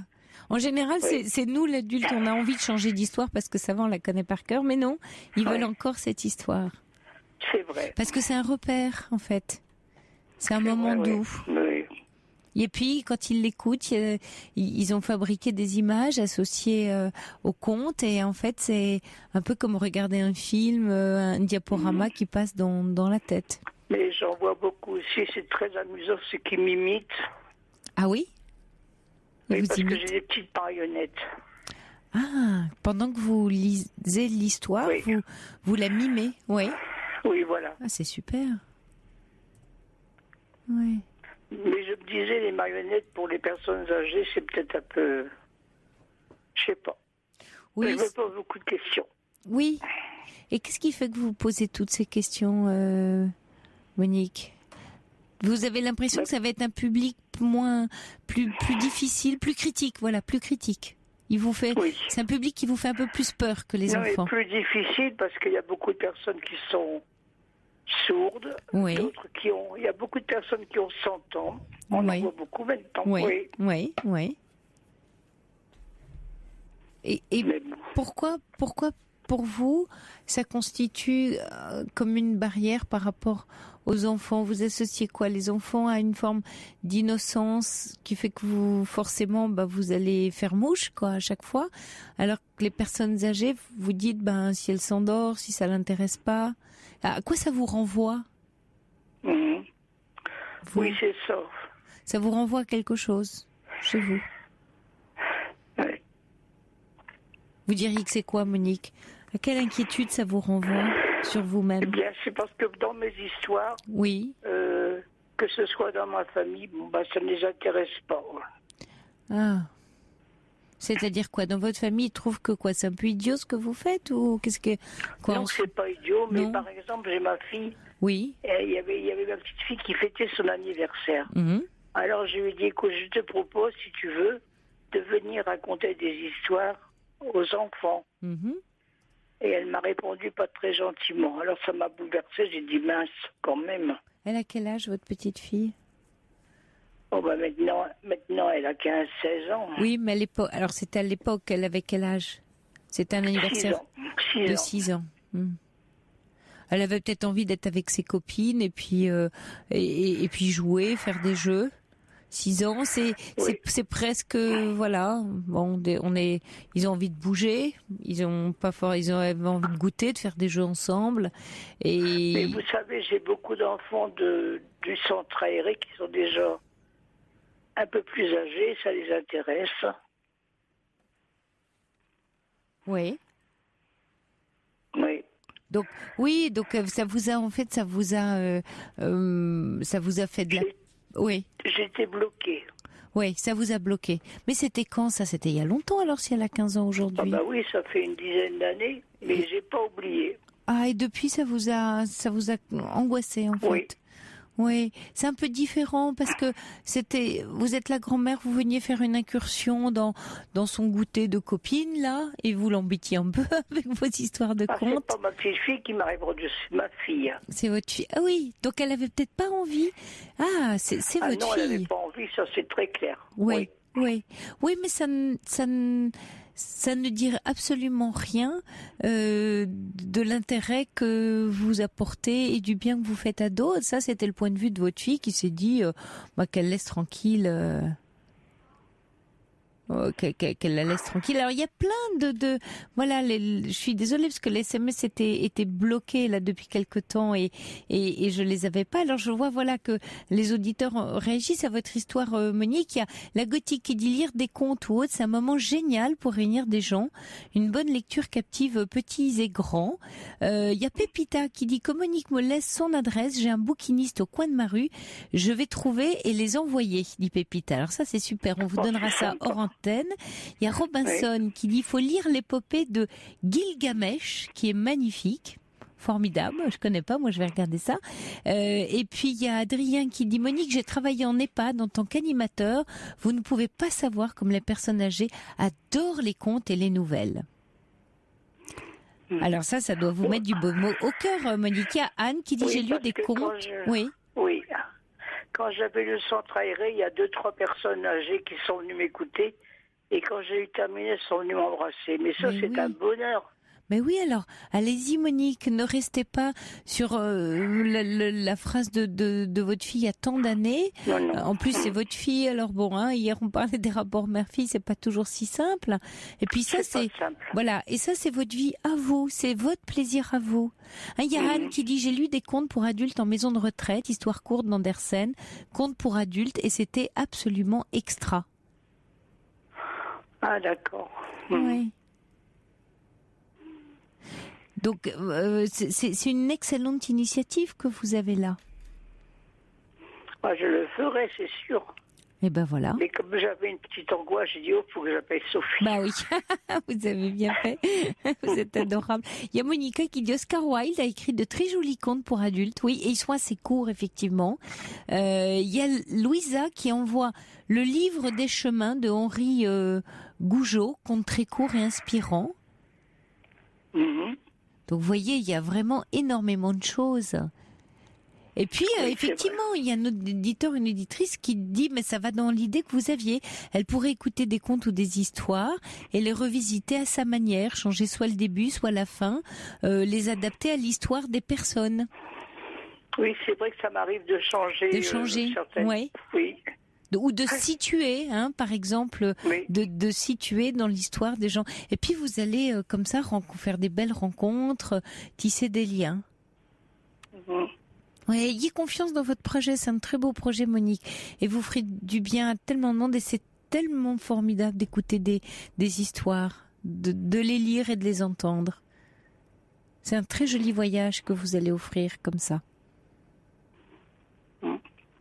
Bon, alors vous allez le faire et vous nous racontez ça après les fêtes. Alors vous nous raconterez votre expérience. Oui, je vous dirai comment ça s'est passé. Oh, super, d'accord.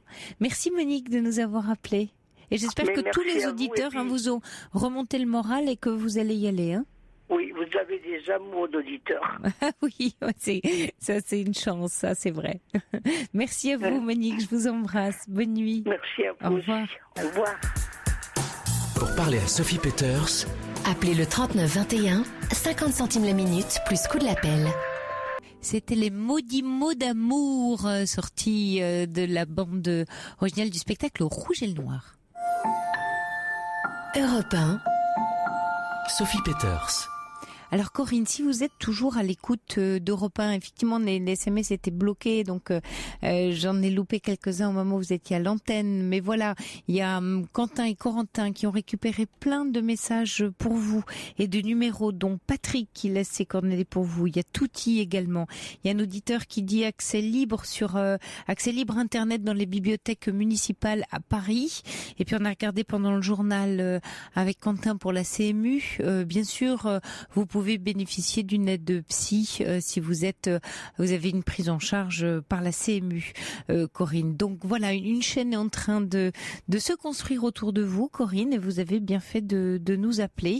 Donc on se mobilise, voilà, les auditeurs de la Libre Antenne se mobilisent pour vous et surtout vous maintenant vous allez aller chercher également de la ressource en vous, parce qu'il n'y a pas que ceux, bien sûr, hein, il y a pas que ceux qui sont là pour vous aider. Il y a aussi vous qui pouvez beaucoup pour vous avec effectivement le regard bienveillant et l'écoute des autres.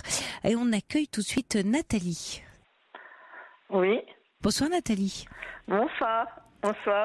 Alors ça me fait plaisir de vous parler parce que tout à l'heure j'allais presque pleurer. Oui. Parce que j'étais énervée un maximum. Oui. J'avais une boule. Puis Oui. d'un coup je me suis dit je vais téléphoner à Europe numéro 1, du coup ça me met de bonne humeur. Et puis Oui. d'écouter les autres et puis alors je vais vous dire un truc qui me paraît aberrant. Alors je vais vous dire voilà. Comment dire, j'ai connu quelqu'un il y a à peu près un mois. Il me dit qu'il m'aime, qu'il est très amoureux de moi. Il m'aime. je pense que finalement, je suis pas trop naïve, mais je pense que ça doit être un peu vrai, parce que je vois pas trop l'intérêt. Sinon, bref, c'est pas ça le truc. Et puis, c'est quelqu'un qui est un peu un artiste, un peu poète. Il aime bien écrire, il aime beaucoup, et il a l'habitude d'écrire sur Facebook, entre autres, d'écrire des choses. Il aime bien que les gens le like. Il a une cour, toujours la même cour de femmes, qui lui font des compliments. Et c'est vrai qu'il est sympa, qu'elle soit mignonne ou moche, ou âgée ou jeune.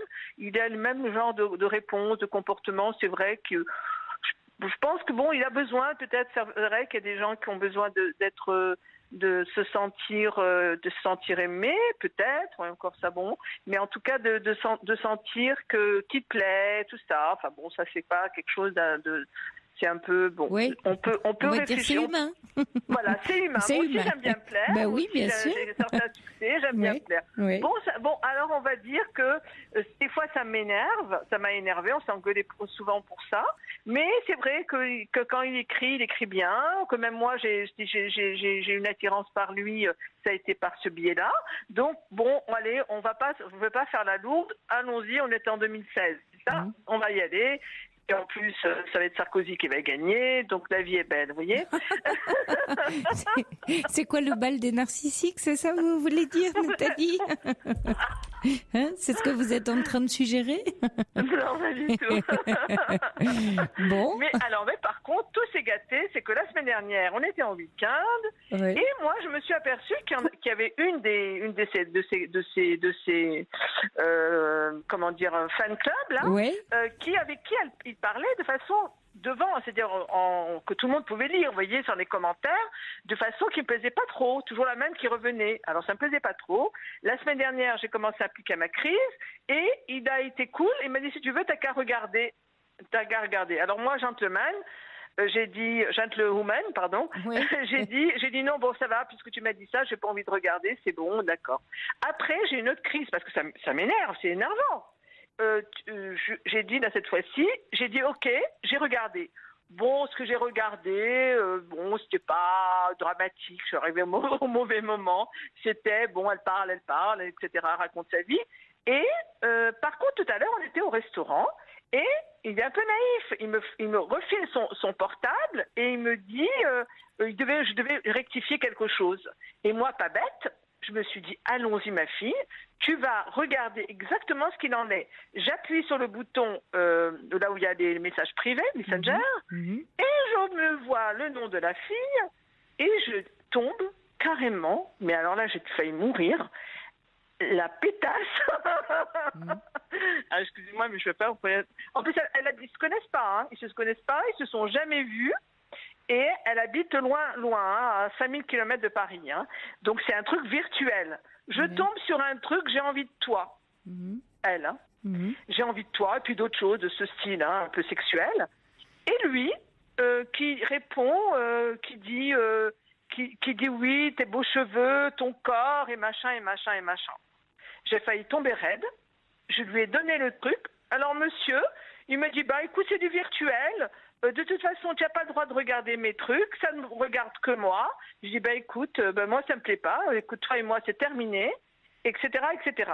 Et puis il me dit, mais je t'aime, et mais de toute façon je la verrai jamais, c'est juste parce que comme elle a eu des problèmes, avec son ex-mari, elle a des problèmes apparemment de plein de choses, et il se dit que en étant gentil avec elle, ça lui fait du bien, ça lui fait du bien, ça lui apporte des trucs. Enfin moi, personnellement, je suis pas du tout d'accord avec ça. Donc, je me suis dit, tiens, je vais demander, si je suis complètement dans la folie ou c'est lui qui est complètement fou? Parce que pour moi, c'est la folie, parce que moi, les amours virtuels comme ça, franchement, non. Moi, je l'ai connu justement par Facebook au début. J'ai pas, avant de le voir, j'ai jamais dit j'ai envie de toi. Ça m'est jamais arrivé. Quelqu'un que je connais pas, je vais pas dire à moins d'être complètement décérébré et complètement débile. Enfin bref. Alors je sais pas ce que vous en pensez vous. Alors qu'est-ce qu'il me dit? Il me dit genre le grand chantage, je vais tomber de raide. Oh là là, je vais mourir de peur. Il me dit puisque c'est comme ça, parce que toi tes amis, les gens classiques, ils t'auraient trompé ou ils trompent les autres. Mais moi, je t'ai jamais trompée depuis qu'on se connaît. Et c'est vrai que j'ai peut-être des trucs un peu comme ça virtuels, mais je fais rien de mal, etc., etc. Et alors, il me dit, si c'est ça, moi, demain, je vais te tromper, tu vas voir ce que c'est. Je dis, je tremble. Voilà. Ouais, enfin, c'est un jeu.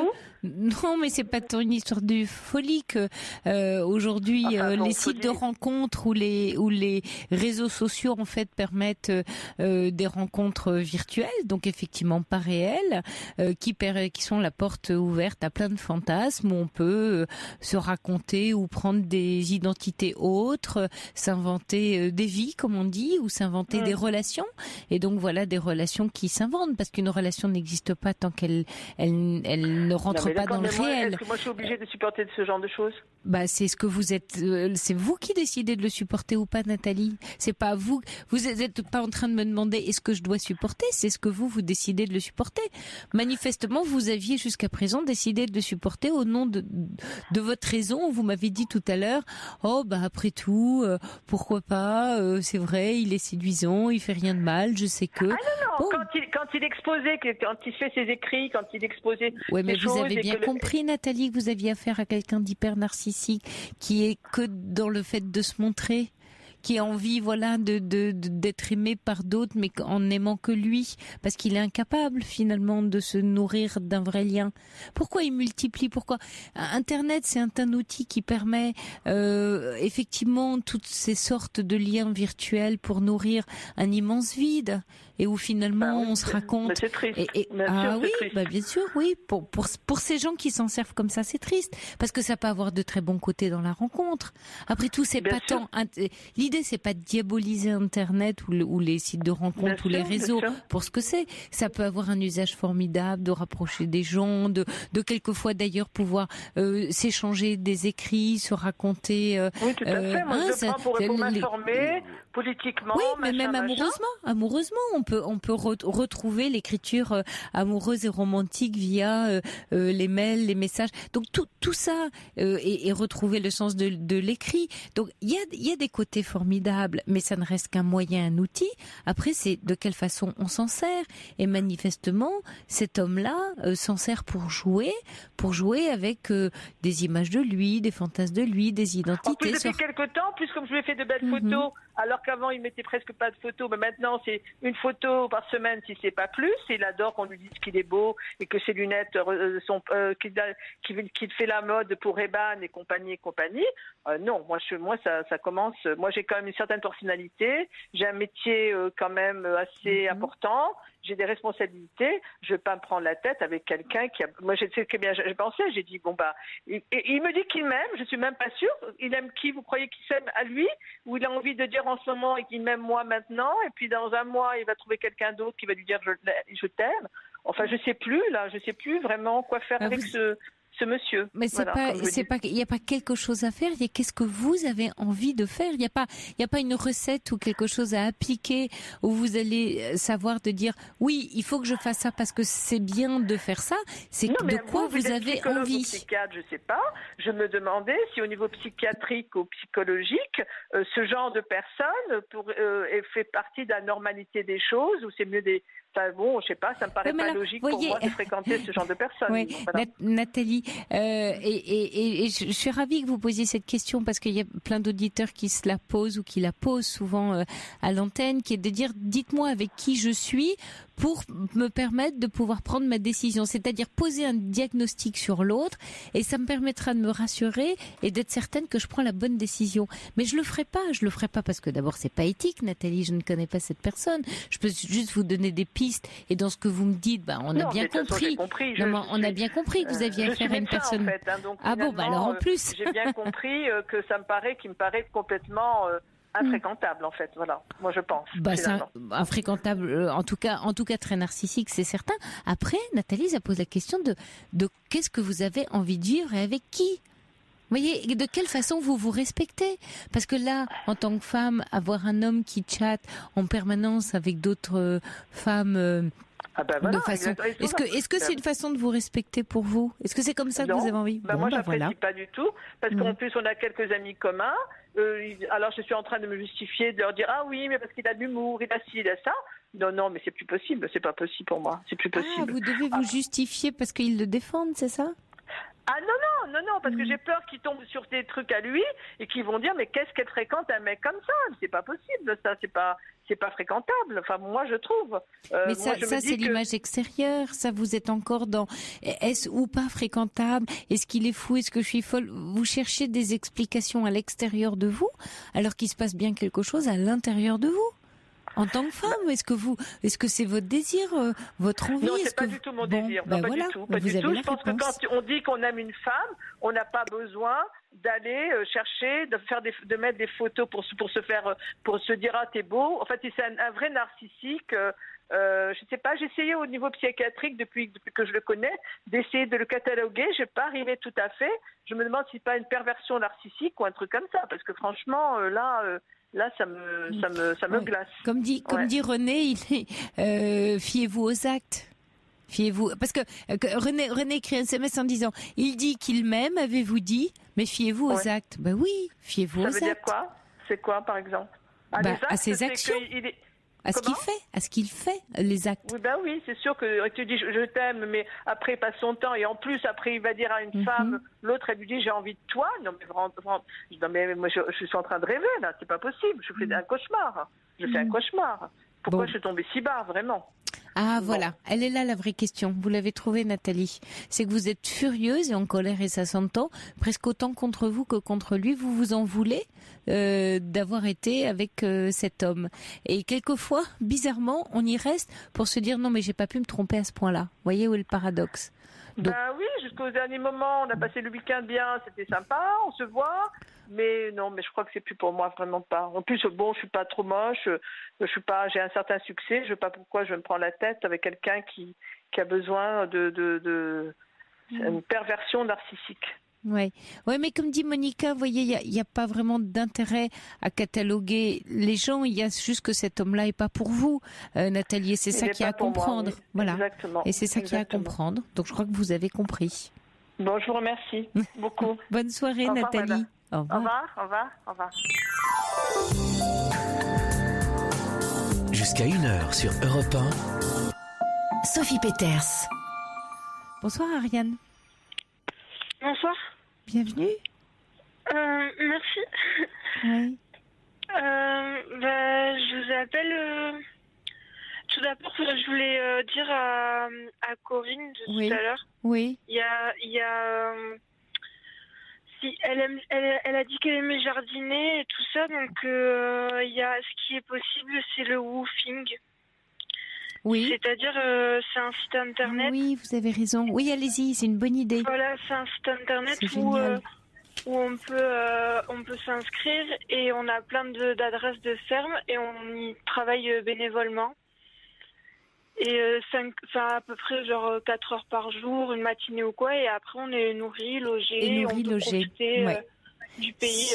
C'est une super idée, je vous remercie Ariane. Oui, ça s'écrit W2OFING, c'est bien ça? Oui, je crois. Un woofing. Il n'y a pas un ou deux W. Oui, je vais vérifier. On va vérifier pour Corinne. Merci Ariane, parce que c'est exactement à ça que je pensais, mais j'avais pas, vous voyez, l'idée du... Et je savais que ça existait, donc j'avais pas le nom en tête. C'est génial, merci. Oui, parce que pour tous ceux, effectivement, qui sont en panne ou en grande précarité, c'est retrouver à la fois un lieu et puis se relier à la nature, être dans une activité, être nourri et logé, voilà, c'est quand même bien différent que de se retrouver dans la rue. Ouais. En plus, souvent, ils cherchent que les gens y restent 3 semaines, 1 mois. Enfin, ils cherchent pas à ce que les gens restent 5 jours pour des vacances rapides ou quoi. Donc, ils sont vraiment... dans le temps c'est vraiment pour... Pour s'investir, pour se reconnecter pour un vrai projet. Super, merci Ariane. Et alors vous, qu'est-ce qui vous amène dans la libre antenne ce soir, Ariane? Moi, j'appelle parce que ça fait à peu près 4 ans que je fais que des échecs. Enfin, 4 ans, ça fait pas 4 ans, mais ça fait depuis... c'est un problème super compliquées depuis l'enfance et tout ça, des trucs. Et du coup, je suis bloquée, complètement bloquée. Et pourtant, j'ai plein de manières j'ai plein d'opportunités, de manières de faire, de ressources. Voilà. Oui. Mais non, je fais rien. Je reste chez moi, je fume et voilà, je fais rien. Alors, d'accord. Et vous avez conscience, donc vous dites d'un côté que vous avez des ressources, comme vous dites que vous pourriez faire des choses intéressantes, bien constructives pour vous, mais vous restez donc chez vous. Qu'est-ce qui se passe ou comment vous analysez cette situation? Je sais pas.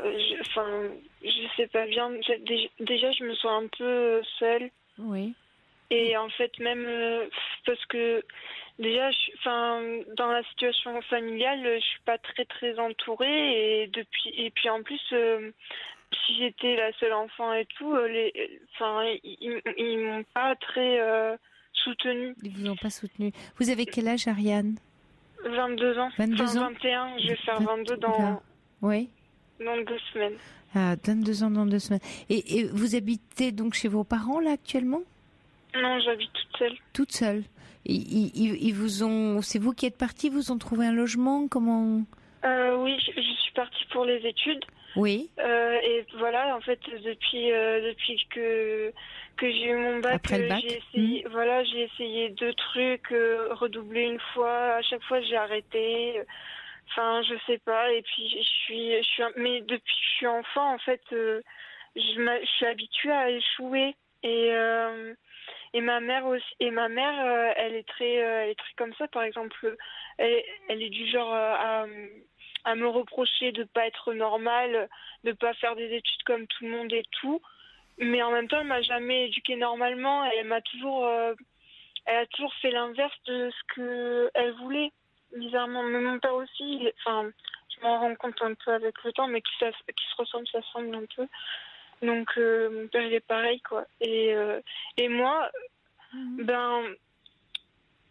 en fait, je suis arrivée dans une famille de tristes. Au fond de moi, je suis pas quelqu'un de triste. Ouais. Mais voilà, j'ai acquis un caractère qui est pas trop le mien, quoi. Et puis un peu défaitiste, quoi. Des gens, voilà, c'est ça. défaitiste, parce que vous parlez d'échecs. Donc à chaque fois, vous allez de défaite en défaite. Ouais. C'est ça.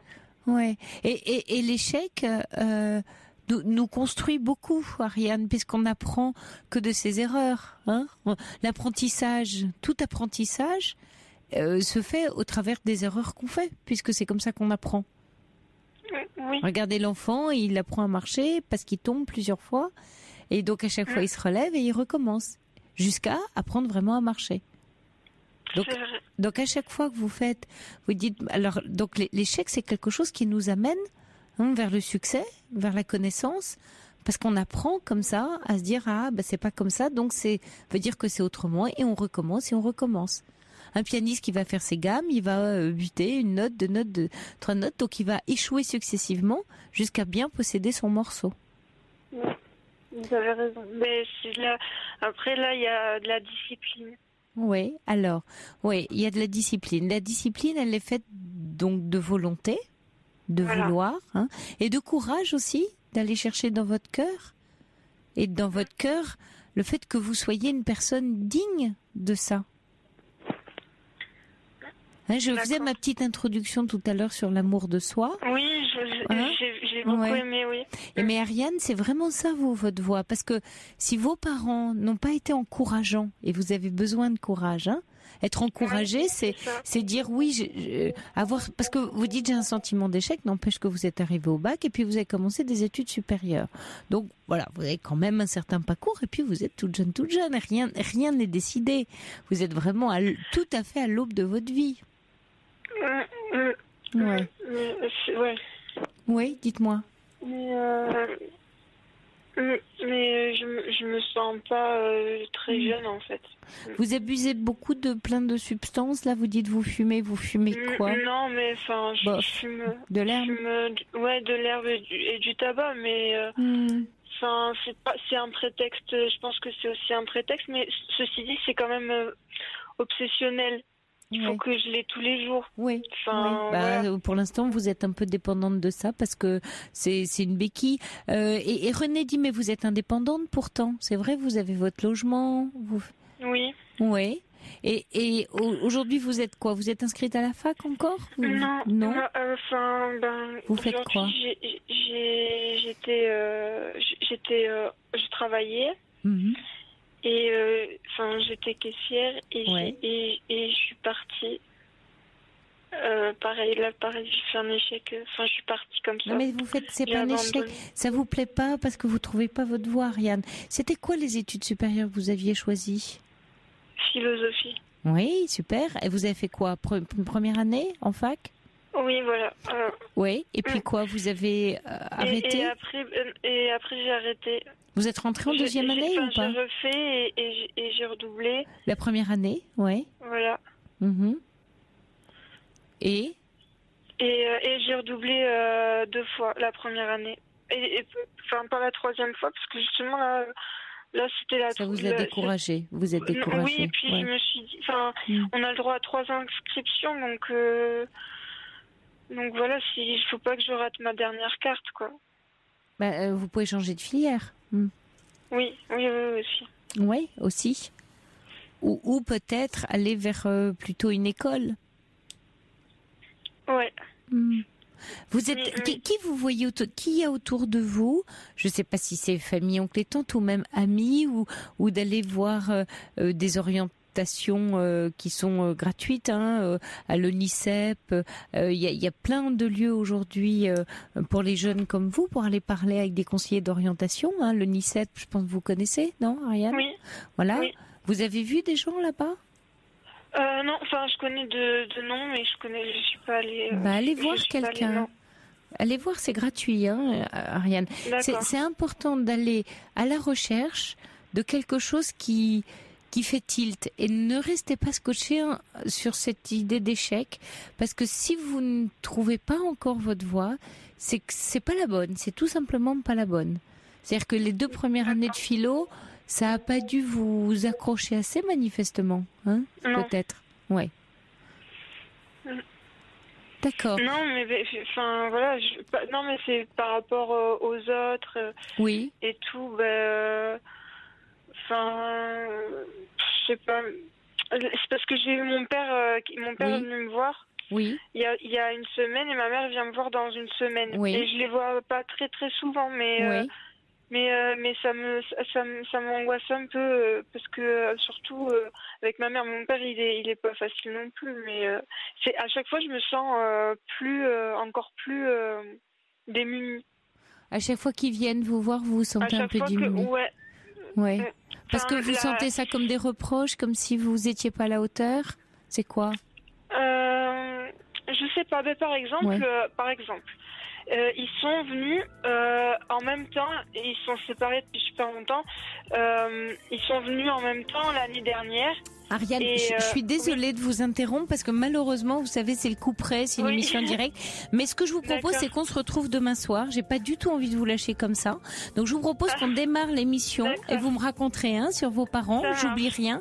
On se donne rendez-vous demain soir. Je vous attends. C'est promis, Ariane, à 23h. D'accord. Demain. Merci. D'accord. Allez, bonne nuit à vous et bon dimanche. À demain. Au revoir. Bon dimanche. Il est 1h. Vous écoutez Europe 1. Je vous souhaite une belle et douce nuit.